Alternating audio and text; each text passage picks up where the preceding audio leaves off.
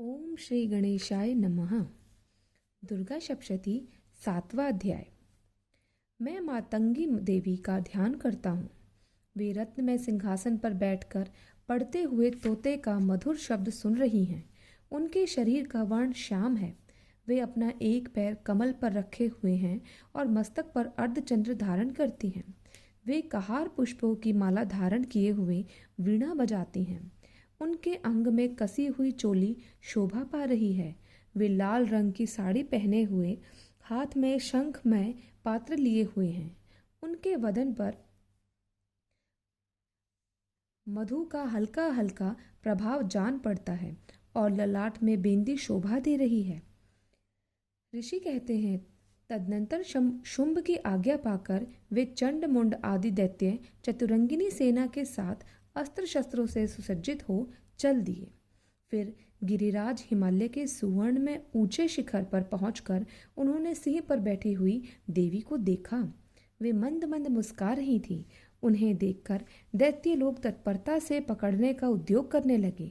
किसी ने धनुष तान लिया, किसी ने तलवार संभाली और कुछ लोग देवी के पास आकर खड़े हो गए।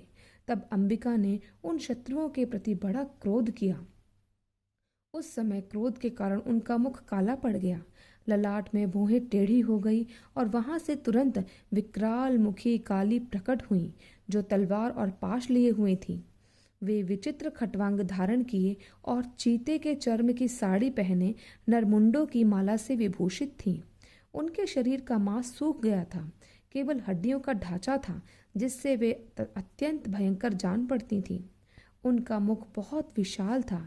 जीभ लपलपाने के कारण वे और भी डरावनी प्रतीत होती थीं।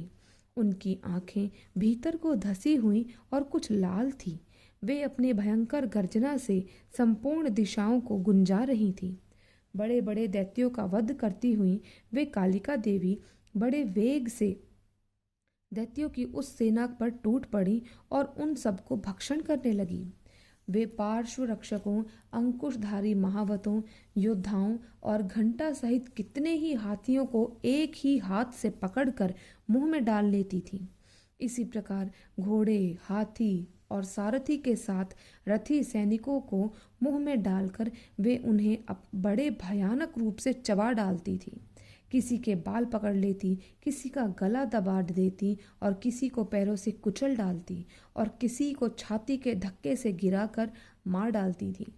वे असुरों के छोड़े हुए बड़े बड़े अस्त्र शस्त्र मुंह में पकड़ लेती और रोष में भरकर उनको दांतों से पीस डालती थी। काली ने बलवान एवं दुरात्मा दैत्यों की वह सारी सेना रौंद डाली, खा डाली और कितनों को मार भगाया। कोई तलवार के घाट उतारे गए, कोई खटवांग से पीटे गए और कितने ही असुर दैत्यों के अग्रभाग से कुचले जाकर मृत्यु को प्राप्त हुए। इस प्रकार देवी ने असुरों की उस सारी सेना को क्षण भर में मार गिराया। यह देख चंड उन अत्यंत भयानक काली देवी की ओर दौड़ा तथा महादैत्य मुंड ने भी अत्यंत भयंकर बाणों की वर्षा से तथा हजारों बार चलाए हुए चक्रों के उन भयानक नेत्रों वाली देवी को आच्छादित कर दिया। वे अनेकों चक्र देवी के मुख में समाये हुए ऐसे जान पड़ते थे मानो सूर्य के बहुतेरे मंडल बादलों के उदर में प्रवेश कर रहे हों।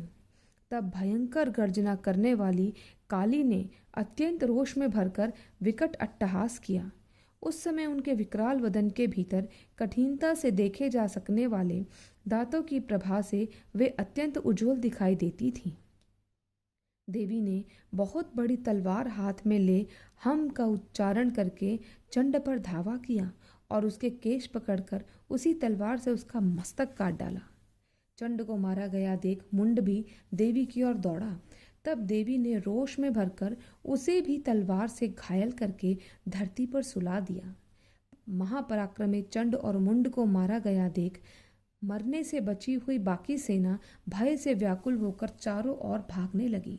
तदनंतर देवी ने चंड और मुंड का मस्तक हाथ में ले चंडिका के पास जाकर प्रचंड अट्टहास करते हुए कहा, देवी, मैंने चंड और मुंड नामक इन 2 महापशुओं को तुम्हें भेंट किया है। अब युद्ध यज्ञ में तुम शुंभ और निशुंभ का स्वयं ही वध करना।